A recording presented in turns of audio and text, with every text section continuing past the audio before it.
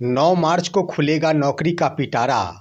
प्रधानाध्यापक पद पर प्रोन्नति के लिए पत्र हुआ जारी और मार्च महीना बिहार के अभ्यर्थियों के लिए लेकर आया है खुशखबरी। खबर देखने वाले आप तमाम दर्शक बंधुओं को एक बार फिर से अपने ही दोस्त एसके चौधरी की ओर से प्यार भरा नमस्कार और आदाब। दोस्तों, मार्च 2025 का महीना बिहार के तमाम शिक्षक, अभ्यर्थी और साथ ही साथ शिक्षकों के लिए सौगात लेकर आया है। बिहार सरकार द्वारा इस मार्च महीने को ऐतिहासिक बनाने की कोशिश की जा रही है, जिसके संबंध में न सिर्फ नए शिक्षक अभ्यर्थियों को ही सौगात देने की बातें की जा रही है, न सिर्फ प्रधान शिक्षकों के लिए ही सौगातों की बातें की जा रही है, ना सिर्फ विशिष्ट शिक्षकों के लिए ही तोहफे की बातें की जा रही है, ना फिर नियोजित शिक्षकों के लिए ही प्रोन्नति के लिए रास्ते खोले जा रहे हैं, बल्कि नियमित कोटि के शिक्षकों के लिए भी तोहफे की व्यवस्था की जा रही है। दोस्तों, इसी के तहत बीते देर शाम ही कई अहम पत्र जारी किए गए हैं, जिस पत्र से स्पष्ट होता है कि बिहार का शिक्षा जगत मार्च 2025 महीने को ऐतिहासिक बनाने में पूर्ण रूप से जुट गई है। दोस्तों, आज के इस वीडियो में इन्हीं बिंदुओं पर हम विस्तार पूर्वक चर्चा करेंगे, लेकिन इससे पहले हमारी गुजारिश है कि अगर आपने अभी तक हमारे इस चैनल सुसत्य वचन को सब्सक्राइब नहीं किए हैं तो कृपया अभी सब्सक्राइब कर लेंगे। दोस्तों, आप सभी को मालूम है कि इन दिनों सक्षमता 3 का नोटिफिकेशन जारी किया गया है और नियोजित शिक्षकों से आवेदन की मांग की गई है, जहां एक तरफ शिक्षक इस बात को लेकर उहापोह की स्थिति में है कि सक्षमता का एग्जाम दिया जाए या फिर ना दिया जाए, क्योंकि दोस्तों नियोजित शिक्षकों के प्रोन्नति के लिए कई जिलों की ओर से कार्रवाई की जा रही है और यह प्रोन्नति है कालबद्ध प्रोन्नति। तो दोस्तों, कालबद्ध प्रोन्नति मिलने के उपरांत शिक्षकों के वेतन में बढ़ोतरी होगी और सिर्फ वेतन में बढ़ोतरी के कारण ही शिक्षक इस बात को लेकर ना खुश हो जाए कि नियोजित पद पर बने रहने से ही ज़्यादा से ज़्यादा लाभ होगा। दोस्तों, मैं बता देना चाहता हूं कि नियोजित पद हो या फिर विशिष्ट शिक्षक का पद हो, दोनों को बिहार सरकार के द्वारा आकर्षक बनाए रखने की नसीहत माननीय पटना उच्च न्यायालय की ओर से दी गई है। विशिष्ट शिक्षक के लिए तो विभाग द्वारा पहले ही नियमावली का गठन किया गया कि इन्हें पेंशन से आच्छादित किया जाएगा, एनपीएस का लाभ दिया जाएगा। उसी समय माननीय पटना उच्च न्यायालय की ओर से ही बिहार सरकार को यह आदेश दिया गया कि नियोजित के पद को भी मरणशील नहीं बनाना है, बल्कि इसे भी आकर्षक बनाए रखना है।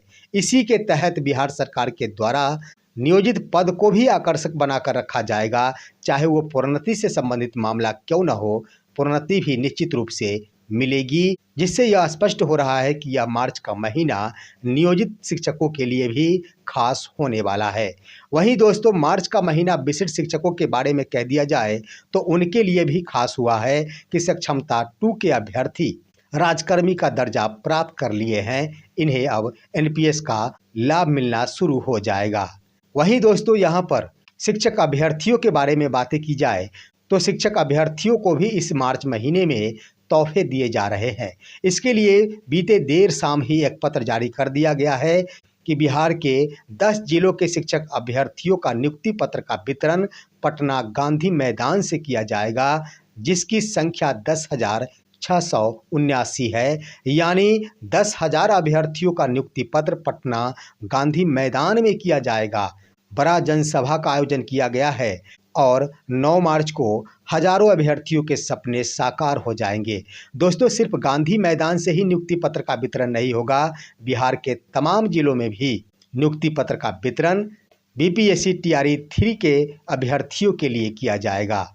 अब आइए दोस्तों, प्रधान शिक्षकों के बारे में बातें किया जाए तो प्रधान शिक्षक के लिए भी यह मार्च का महीना खुशियों का सौगात लेकर आया है, क्योंकि एक तरफ जहां आपने देख ही लिया कि प्रधान शिक्षक अभ्यर्थियों को एक बार और भी काउंसलिंग हेतु अवसर प्रदान कर दिया गया है पत्र के माध्यम से, और विभाग की ओर से उस दिशा में कवायद शुरू की जा रही है कि बिहार दिवस के अवसर पर अभ्यर्थियों को नियुक्ति पत्र मुहैया करा दिया जाए। तो इस आधार पर प्रधान शिक्षक अभ्यर्थी साथ ही साथ प्रधानाध्यापक अभ्यर्थियों के लिए भी मार्च का महीना तोहफे लेकर आया है।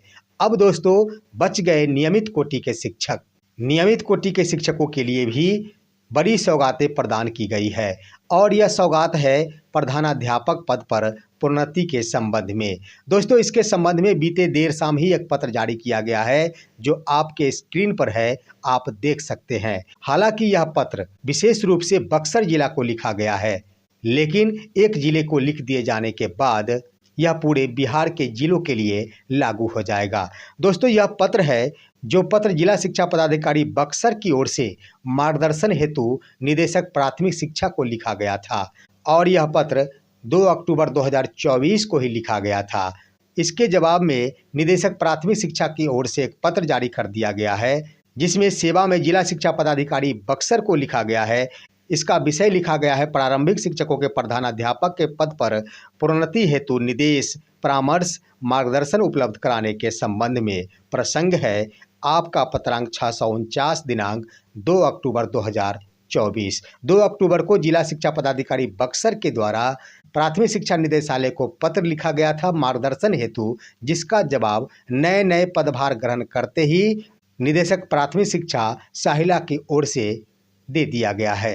दोस्तों, आगे इस पत्र में लिखा गया है कि महाशय, उपर्युक्त विषयक प्रासंगिक पत्र के द्वारा प्रारंभिक शिक्षकों के प्रधानाध्यापक के पद पर प्रोन्नति दिए जाने के संबंध में मार्गदर्शन उपलब्ध कराने का अनुरोध किया गया है।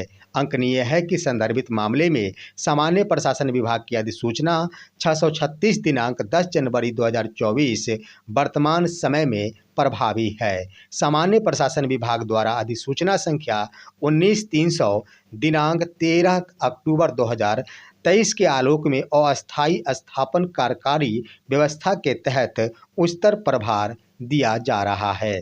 अतः प्रारंभिक शिक्षकों के प्रधानाध्यापक के पद पर प्रोन्नति हेतु नियमानुकूल कार्रवाई की जा सकती है। यानी दोस्तों, प्रधानाध्यापक के पद पर प्रोन्नति हेतु जिला शिक्षा पदाधिकारी बक्सर की ओर से प्राथमिक शिक्षा निदेशालय को पत्र लिखते हुए मार्गदर्शन की मांग की गई थी, जिसका जवाब दे दिया गया है इस रूप में कि आप प्रोन्नति संबंधी नियमानुकूल कार्रवाई कर सकते हैं, यानी प्रधानाध्यापक पद पर कार्रवाई कर सकते हैं। अब दोस्तों, कई शिक्षकों के मन में ये भ्रम है कि शायद यह नियोजित शिक्षकों के प्रधानाध्यापक पद पर प्रोन्नति संबंधी पत्र है, लेकिन ऐसी बात नहीं है दोस्तों। यह नियमित कोटि के शिक्षकों के लिए है। नियमित कोटि के शिक्षकों को ही प्रोन्नति देने की बात इस पत्र के माध्यम से की गई है और वह सिर्फ बक्सर जिला के लिए, लेकिन बिहार के तमाम जिलों में भी यह व्यवस्था लागू हो जाएगी। और ऐसे समय में जब प्रधान शिक्षकों की नियुक्ति की प्रक्रिया शुरू हो गई है, ज्वाइनिंग लेटर देने की बातें आई है, उस समय प्रधानाध्यापक पद पर प्रोन्नति की कार्रवाई की जा रही है। आखिर इसका कारण क्या है? दोस्तों, इसका कारण कुछ भी नहीं है, सिर्फ व सिर्फ नियमित कोटि के शिक्षकों को प्रधानाध्यापक पद पर प्रोन्नति दिया जाना है। आपको मालूम होगा कि प्रधानाध्यापक का पद सिर्फ व सिर्फ मध्य विद्यालय या फिर उत्क्रमित मध्य विद्यालय में ही है। तो इन शिक्षकों को अगर प्रोन्नति दी जाती है तो इन सभी का पदस्थापन बिहार के मध्य विद्यालय या फिर उत्क्रमित मध्य विद्यालय में होगा। अब रह गई बात दोस्तों प्रधान शिक्षकों की।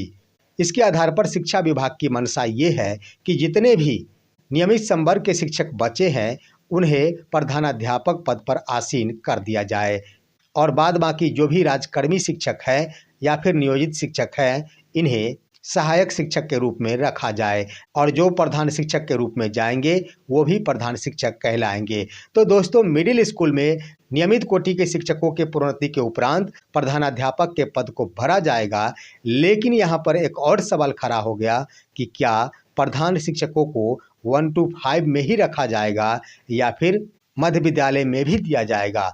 दोस्तों, वर्तमान प्रावधान के अनुसार मैं स्पष्ट कर देना चाहता हूं कि प्रधान शिक्षकों को 1 to 5 के विद्यालय में ही रखने की कोशिश की जा रही है बिहार शिक्षा विभाग की ओर से। और जितने भी मिडिल स्कूल है सबसे पहले उन तमाम प्रधानाध्यापक पद को नियमित कोटि के शिक्षकों से भर देने की कवायद शुरू की जाएगी। तो इससे स्पष्ट हो रहा है कि प्रधान शिक्षक अभ्यर्थियों को 1 to 5 के विद्यालय में ही जाना होगा। इसकी भी प्रक्रिया प्रारंभ कर दी गई है और बिहार दिवस के अवसर पर प्रधान शिक्षक अभ्यर्थियों को नियुक्ति पत्र वितरित कर दिया जाएगा। नए सत्र से वे सभी के सभी नए पद पर योगदान करेंगे और विद्यालय का संचालन प्रारंभ कर देंगे। दोस्तों, ये रुक नहीं सकता है। कई शिक्षक अभ्यर्थियों के मन में इस बात का भ्रम है कि एक तरफ जहां प्रोन्नति संबंधी पत्र जारी कर दिया गया है, क्या प्रधान शिक्षक अभ्यर्थियों के नियुक्ति पत्र का वितरण प्रभावित होगा? नहीं दोस्तों, प्रधान शिक्षक अभ्यर्थियों के नियुक्ति पत्र का वितरण कदापि प्रभावित नहीं होगा, क्योंकि इन सभी को प्राथमिक विद्यालय में ही दिया जाना है, जहां कि अभी तक प्रधानाध्यापक है ही नहीं, प्रभारी के रूप में विद्यालय का संचालन किया जा रहा है। रह गई बात प्रधानाध्यापक पद पर प्रोन्नति की, तो बिहार के अन्य जिलों में भी भले ही इसमें समय ज़्यादा लगे, लेकिन यह प्रक्रिया चलती रहेगी और मध्य विद्यालय में ही प्रधानाध्यापकों को पदस्थापित किया जाएगा। फिलहाल आज की खबर बस इतना ही। आप सभी हमारे इस वीडियो को लाइक करते हुए तमाम दोस्तों के पास शेयर कीजिए और अब दीजिए अपने ही दोस्त एस के चौधरी को इजाज़त। जय हिंद, जय भारत।